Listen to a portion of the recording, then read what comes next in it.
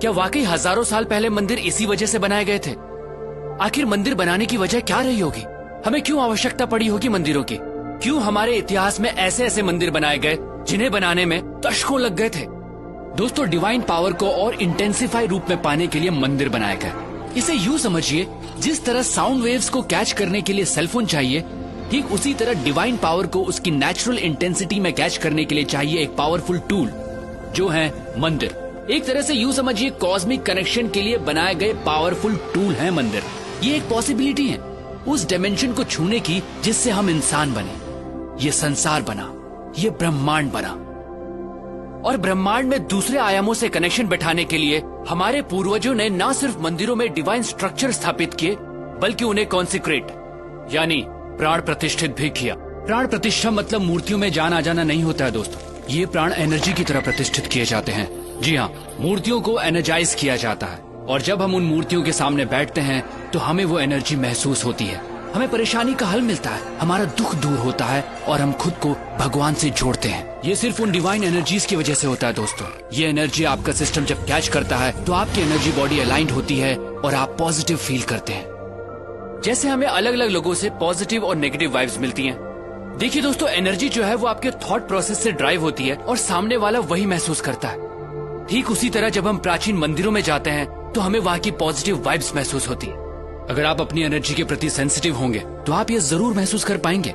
कई मंदिरों की एनर्जी ऐसी होती है कि आप अपने आंसू नहीं रोक पाते, आप इमोशनल हो जाते हैं। हो सकता है आप गिल्ट महसूस करें उस काम के लिए जो आपको गलत लगता है। ऐसी जगह आपको मेल्ट करती हैं, आपको लाइट करती हैं, आपको हल्कापन महसूस कराती हैं।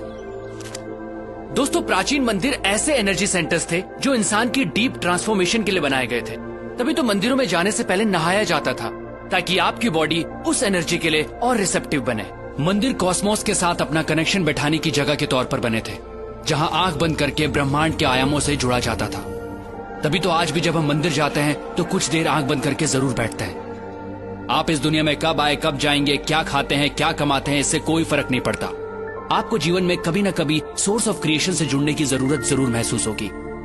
आप उस एनर्जी को महसूस करना चाहेंगे जिससे आप बने। मंदिर उस मार्ग का द्वार है। हम ये नहीं कहते कि सिर्फ मंदिर जाकर ये संभव है दोस्तों।